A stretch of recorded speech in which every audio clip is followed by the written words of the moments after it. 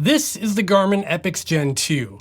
It has good battery life, an AMOLED touch-enabled display, multi-band GPS, good heart rate accuracy, and a ton of features, except it comes in at close to $1,000 here in the USA. And this is the Amazfit T-Rex 2. It has almost all of the same features on paper as the Epix Gen 2, but this watch comes in at just $229. Is the Amazfit T-Rex 2 too good to be true? We're gonna find out today.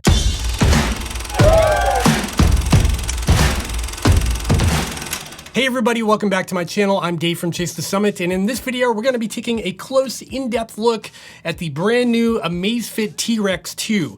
Now, if you have been around my channel for a while now, about a year ago, I reviewed the Amazfit T-Rex Pro, which is very similar to the T-Rex 2, but missing a few features that the T-Rex 2 has. If you wanna check out that video, you can click on the link that I'll put up here, but in this video, we're gonna be focusing on the T-Rex 2 because it's pretty interesting. If I were to read through the specs of this watch on paper, it sounds pretty darn impressive. You've got an AMOLED touch-enabled display, multi-band GPS technology, 24-day long battery life, a rugged waterproof enclosure, and over 150 sports profiles to choose from, all in a watch that comes in at just $229. I was pretty skeptical about this, which is why I bought this watch to do a review on this channel to find out if it's any good. And I'll spoil this video up front by just saying, yes, the T-Rex 2 is actually pretty good, but there are some shortcomings that you should be aware of, which we will cover in this video today. Before we dive all the way into this video and the T-Rex 2, I do want to remind you to hit the thumbs up and subscribe to the channel if you find this video helpful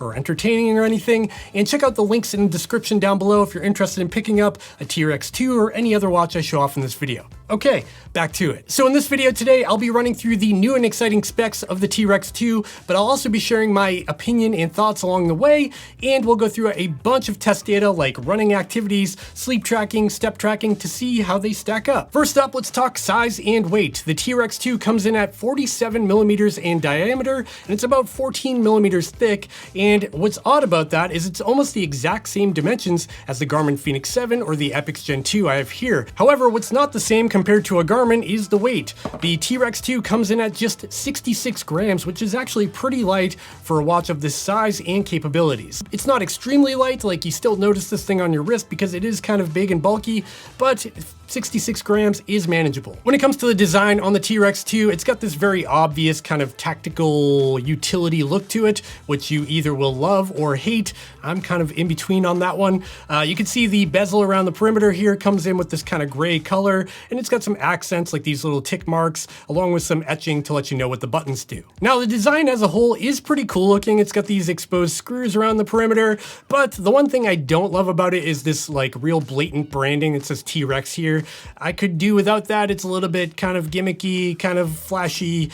I don't know, that's just my opinion. But without that, it would have actually looked pretty slick. In terms of materials, this watch is mainly made out of plastic. However, I can't really tell, but the bezel might be metal. I can't tell for sure. There is one definite metal piece over on the right here, and it's sort of this bridge that blocks out what I think is the barometric sensor underneath that, but it does give it kind of a unique look with this kind of gray metal bar on the side, and the buttons themselves appear to be metal as well. In terms of durability, I've been wearing this watch for a couple of weeks now, and it shows no signs of wear or any scratching or anything like that. The Amazfit T-Rex 2 has 4 buttons on board for various functions. You've got a dedicated select button, a back button, and then up and down on the left here so you can scroll up and down through various pages. Flipping the watch over reveals the optical heart rate sensor on the back of the watch, and you can see 2 pins next to that heart rate sensor, which are actually used for charging, with an included magnetic charger that comes in the box. This charger is proprietary, but it's actually used on various watches from Amazfit,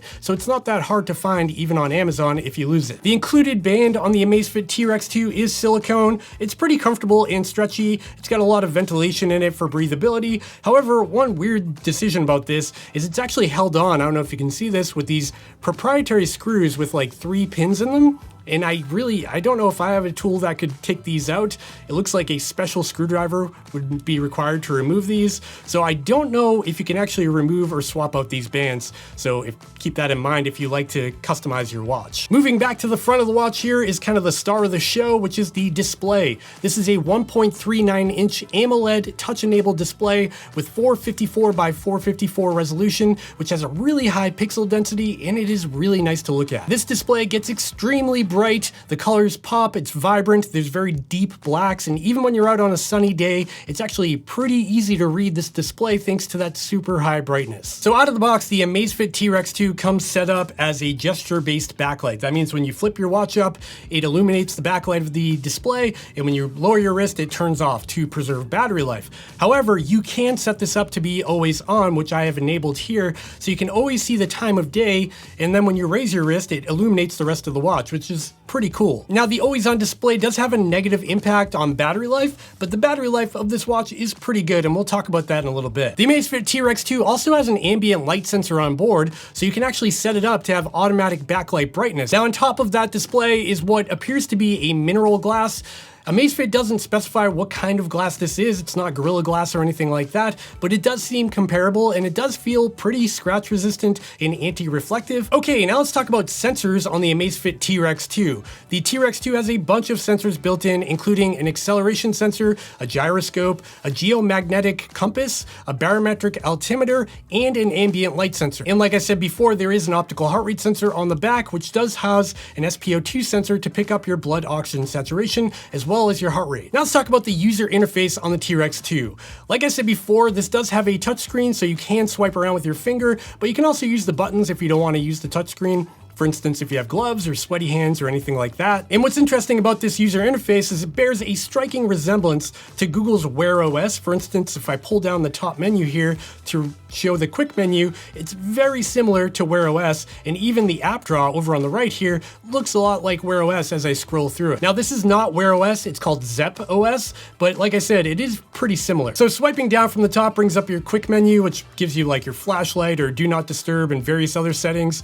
Swiping up from the bottom brings you into your widgets or different cards that you can add to see various information, which we'll go through in a little bit. Swiping left goes into your phone's notifications. As you can see here, it's displaying my Instagram notifications. And finally, swiping right brings you into this sort of app draw that shows all of the various tools that you can utilize throughout the watch. There's also a full weather widget on board, which is really nice, which does show the current temperature and a graph for the future temperature and forecast, along with a full extended forecast for upcoming days. The Amazfit T-Rex 2 also has the ability to control the music on your phone from your watch, so you don't have to dig it out from your backpack. And as you can see here, I've got my podcast loaded up, and I can play and pause, I can skip forward and skip back on tracks, and I can even adjust the volume of my phone remotely from the watch. Now keep in mind, this is not offline music. You cannot store music in the watch and play it back. This is simply controlling the music on my phone from my watch. So these are all of the built-in apps on the Amazfit T-Rex 2. However, if you scroll to the bottom here, there's actually a more button, which brings you to sort of an app store type thing,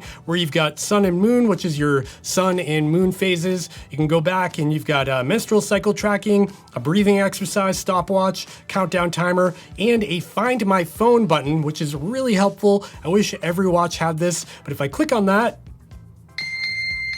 now you can hear my phone. There's also a really cool camera remote app I can click on here. And if I have my camera loaded up on my phone, I can actually remotely trigger a shutter to take a selfie or take a group photo or something like that. Pretty cool that it's actually just built into the watch, and it does work with both iPhone and Android. The watch face of the Amazfit T-Rex 2 is also customizable as well. You can click and hold on this, and you can swipe through various other pre-installed watch faces that are all here, but you can actually dive into the Zepp app on your smartphone and download additional watch faces. There's actually a ton to choose from, like hundreds to choose from within the app on your phone. And speaking of the app on your phone, the Amazfit T-Rex 2 relies on an app called Zepp, Z-E-P-P. This is Amazfit's proprietary app designed for all of their various watches, and it's actually pretty well polished. The Zepp app is the companion to your watch, where all of your data will sync over, including your step count, your calories burned, your sleep data, etc. The Zepp app also features a sort of app store where you can download additional features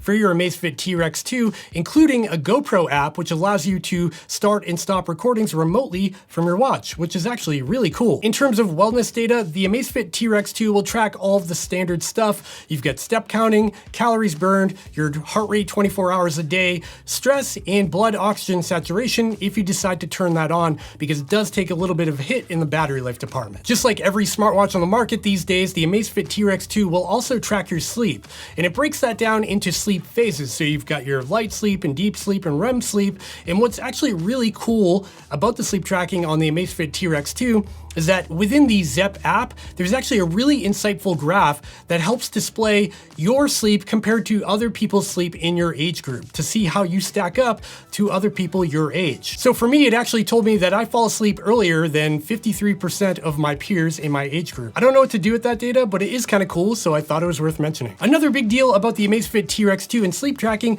is that it will actually pick up daytime naps, whereas every Garmin on the market doesn't pick those up, and a lot of people find that frustrating. Not me, I have 4 children, I never get to nap, but you might find it frustrating. When it comes to activity tracking on the Amazfit T-Rex 2, there are so many activity profiles to choose from on this watch, it's kind of ridiculous. So you've got the basics like running and walking and treadmill and all of that, but if you scroll down and click on more workouts, you can scroll through a list of 158 plus sports profiles, and they're all very different. There's stuff in here like ballet and taekwondo and soccer and tennis. There's something for everybody here. There's a ton of sports profiles to choose from, and all of these apps are fully customizable. So if you want to change what kind of data you see during your activities while you're out doing the activity, you can fully customize the data pages within each app. Each of these data pages can have up to 6 data fields, and you can add and remove additional pages. Within each activity profile, there is a bunch of training tools as well.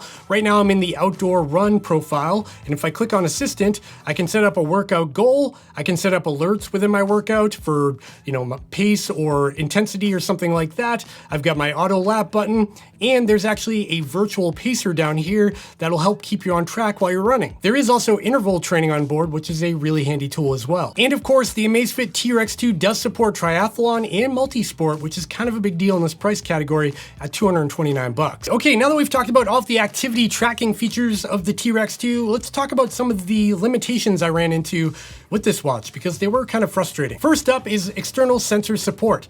I don't believe the Amazfit T-Rex 2 supports any external sensors like heart rate sensors or power sensors or anything like that. I've dived through every menu in this watch and in the smartphone app, and I cannot find a way to pair an external sensor with the Amazfit T-Rex 2. So I could be wrong, maybe it is in there somewhere, I just can't find it, and if it is in there, it's really hard to find. The next limitation I ran into with the T-Rex 2 is after you record an activity and save the activity over to the Zepp app on your smartphone, if you export that data out of the Zepp app, it doesn't bring the heart rate data with it. You get your GPX file with a map of your run or ride, but there's no heart rate data embedded in that file for some reason. However, if you set up the automatic Strava sync within the Zepp app to transfer all of your activities over to Strava immediately after you complete an activity, heart rate data is in those files. It's just not in the native files when you export them from the app. I don't know why, it's very frustrating, but at least you can get that data from Strava if you have to. And one final observation about activity tracking on the T-Rex 2 that I ran into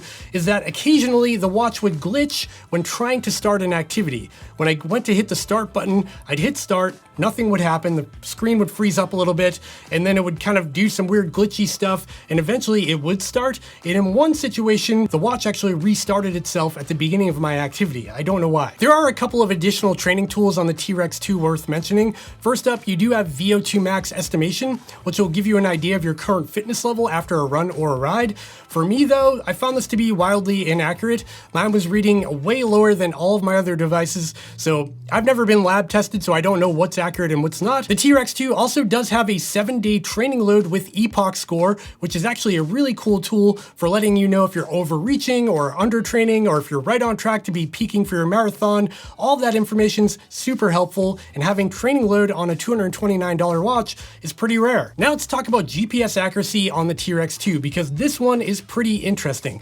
Like I said at the beginning of this video, the T-Rex 2 has multi-band GPS technology on board, which is very rare in today's today's day and age. Right now, there's only a handful of watches out there with multi-band GPS on board, and that includes something like the Garmin Epix Gen 2, which is about $1,000. When I first read about this, I figured that couldn't be true. This must be a mistake, or maybe they're just using marketing hype and saying multi-band GPS when it really doesn't have it.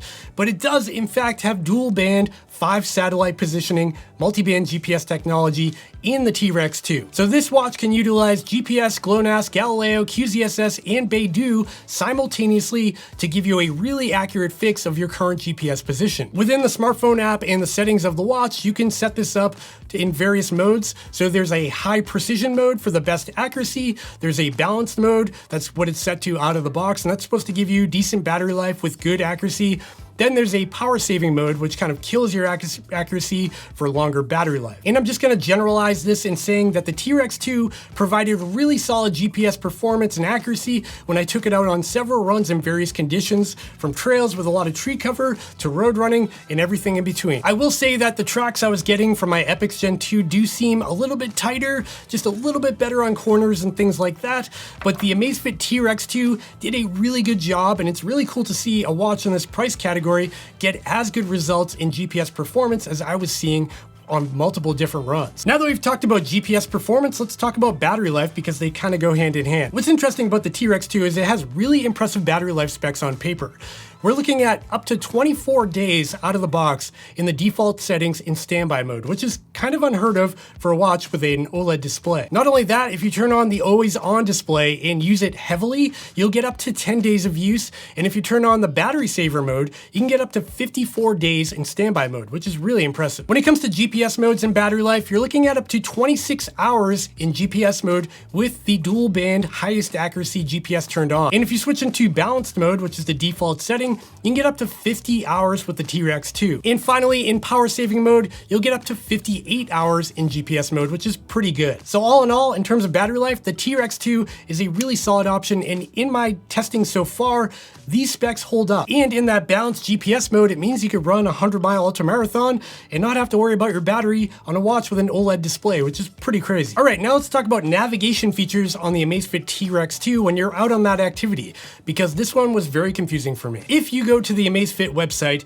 and look at the spec sheet and features of the T-Rex 2, you'll notice that they advertise GPX navigation, which means you could bring a GPX file into the watch and navigate it using a breadcrumb map on the watch, which is really useful. Now, I got the watch and I dived deep into the menu system of it, and I could not find a way to bring a GPX file into the watch in any way. So I went back to the Amazfit website and I read a little bit further, and I noticed there was some fine print at the bottom of the screen that said that navigation was coming in a future update. So it's not here yet. So they've got features on their website that's not present on the watch yet.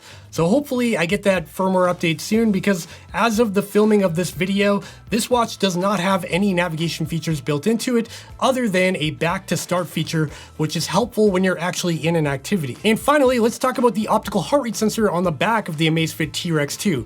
They call this the BioTracker 3.0. This has an optical heart rate sensor built in, but it also supports blood oxygen saturation sensing. To test this optical heart rate sensor on the T-Rex 2, I've taken it out on several runs while also wearing the Garmin Epix Gen 2 and a chest-based ECG sensor. This is the Garmin HRM Pro. I wear it here, and it gives me really accurate results. So this becomes the baseline of comparison. So as a whole, in terms of accuracy from that heart rate sensor on the T-Rex 2, I'd probably give it like a 7 out of 10 in terms of accuracy compared to my other test devices, which is pretty good. It's not perfect, and I know this is kind of a generalization, but it's the best I can do in this video. Okay, final thoughts on the Amazfit T-Rex 2. Let's talk about what I like and don't like. What I like is going to be the price, coming in at $229 for a really solid feature set with a lot of functionality. I also really like the extensive activity list that's kind of got an endless supply of activity profiles to choose from. I also like the user interface. It's slick, it's well polished, it works good, and it's well laid out. I also like the GPS accuracy from this watch. watch. Pretty solid to have dual band GPS on a watch at $229. I guess you can't ask for more than that. And finally, I do like the optical heart rate sensor on the back. I thought it was decent. Now let's talk about what I don't like about the T-Rex 2. The sensor support. There's no Bluetooth or ANT Plus sensor support, so you can't wear a third-party chest sensor, an arm sensor, or a power sensor, nothing like that. I also don't like the lack of navigation and the fact that on their website they advertise this watch having navigation, but in real life it does not. Hopefully a firmware update fixes that. I also don't like the random glitchy behavior I found during activities. It just made it feel a little unreliable, and if I was going to run a race or something like that, that is the last thing I want to worry about. I know it's only been sporadic, it's only here and there, but that's enough to cause a little bit of concern for me. And finally, the exported files coming out of the Zepp app, the GPX files, do not have heart rate data. I don't like that. I don't know why they just don't give you the raw data that's recorded from all of the sensors, and I don't know why that when you sync with Strava, it does give you that information. Again, hopefully they fix that in a firmware update. It's just a weird quirk of this watch for now. Okay, so at the end of the day, is the Amazfit T-Rex 2 worth getting at $229? Yes, well, maybe. So if you're looking for a sports watch, a multi-sport watch to do triathlons and running and cycling, and you don't use external sensors, and you really wanted an AMOLED display with decent battery life, the Amazfit T-Rex 2 is probably worth looking at. It's pretty cool. But if you are a more serious athlete and you have external sensors and you want mapping and navigation and all of that other functionality that comes on premium devices, you might end up spending a little bit more to get that stuff. And it's really up to you to decide if the Amazfit T-Rex 2 is worth looking into. I don't think this is a bad watch by any stretch of the imagination. It just has some limitations that you have to be very aware of before diving into one. But in my opinion, this makes a really cool everyday wear watch for reading text messages and notifications, and it's also great at tracking your activities with dual band GPS, a pretty solid heart rate sensor, and a slew of other functions. Okay, we've run to the end of this video, and now I want to hear from you. Are you interested in the Amazfit T-Rex 2? If you are, what features interest you? If you're not getting one, what are you getting? Let me know in the comments down below. I would love to hear from you. That is all I've got for today. If you're still watching, you probably found this video fun or something, so you should probably go down and give me a thumbs up and subscribe to my channel so you don't miss more videos from me in the future, because I've got a lot coming up. And if you are interested in picking up a T-Rex 2 or an Epix Gen 2 or any watch that I've shown off in this video, check out the links in the description down below, because those do help support my channel and they cost nothing extra to you, so use them. All right, folks, that is it. I hope I covered everything in this video. I'm sure I missed something because I always do. And yeah, I think that's it. I'll see you next time. Bye.